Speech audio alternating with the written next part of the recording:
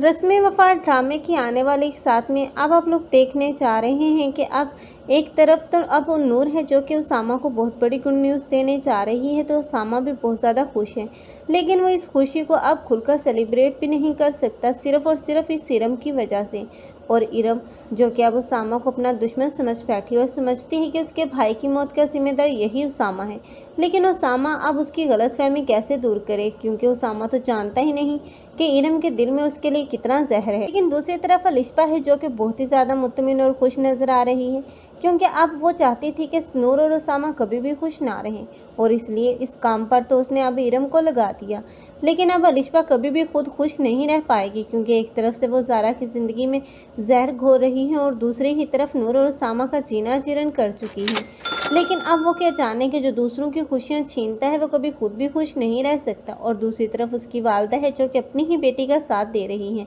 उसे चाहिए था कि अपनी बेटी को समझाती और उसकी शादी कर देती, लेकिन उसने ऐसा कुछ नहीं किया, बल्कि अब उसे तो ज़ारा के सर पर मंडलाने के लिए छोड़ दिया।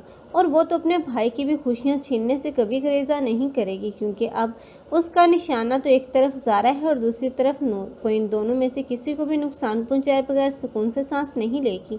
लेकिन अब ज़ारा है जो कि ताहिर की नज़रों में बहुत जल्द बुरी साबित कर दी जाएगी, क्योंकि इन दोनों माँ बेटियों का मिशन ही अब ज़ारा को अब ताहिर की ज़िंदगी से निकालना है।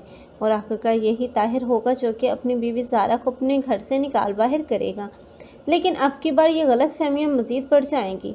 लेकिन जब अब ताहिर की माँ अपने बेटे को देखेगी उदास और परेशान, तो उसे एहसास होगा कि उसने अपनी बेटी का साथ देते देते अपने ही बेटे की खुशियाँ उसे छीन ली।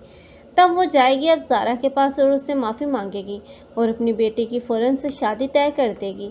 तब अलिशबा को भी एहसास होगा कि उसने दूसरों की खुशियाँ छीनते छीनते अपनी ही खुशियों का गला दबा दिया।